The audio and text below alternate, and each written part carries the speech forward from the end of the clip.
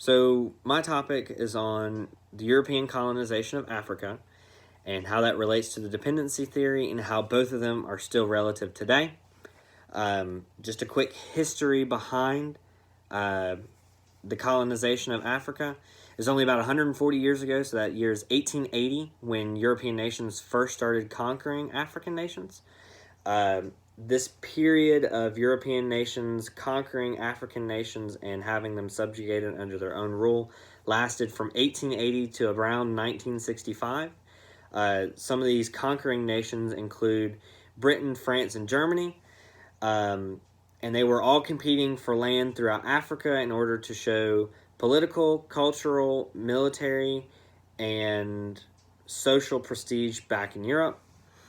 So just a definition of colonialism is the act of domination and subjugation of one's people to another. That's a definition from Stanford's website.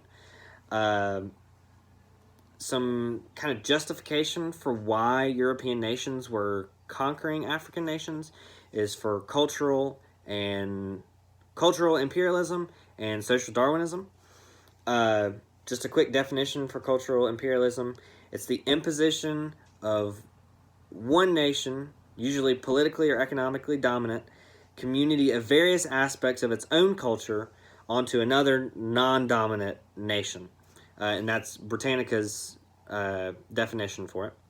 And some reasoning behind why they use cultural imperialism as a justification is that Europeans typically viewed their lifestyle as being better and more civilized comparatively to that of most, I say most, African nations. And just to define Darwinism, it's a loose set of ideologies that emerged in the late 1800s when Charles Darwin's theory of evolution by natural selection was used to justify political, social, or economic views, and that's History Channel's website's definition. And just some reasoning behind why they use social Darwinism to justify their control over African nations is they had like this misconstrued idea that because Darwin used some of Herbert Spencer, a sociologist named Herbert Spencer, his idea of survival of the fittest, because he applied some of Herbert Spencer's ideas into his own book, The Origin of Species by Charles Darwin,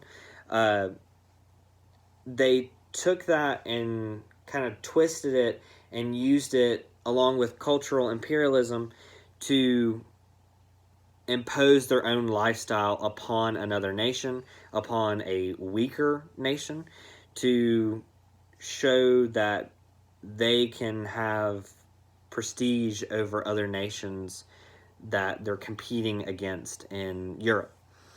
And so how all this relates to the dependency theory, the dependency theory basically states that global inequality is due to core nations like Britain, France, and Italy exploiting weaker nations like Algeria, Tunisia, and South Africa.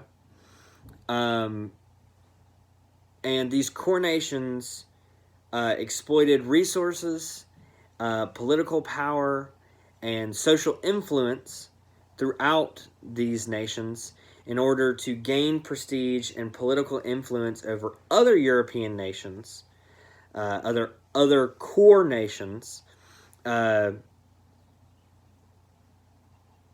if they're able to subjugate these nations under their own rule and grab more land and resources, they can also display this cultural superiority, this cultural imperialistic idea over other nations in Europe.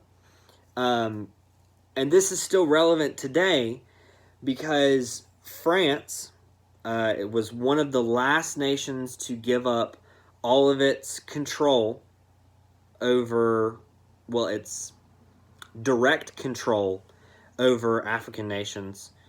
Now, France is still economically in control of 14 different African nations, consuming at least 75% of their economic flow throughout their nation.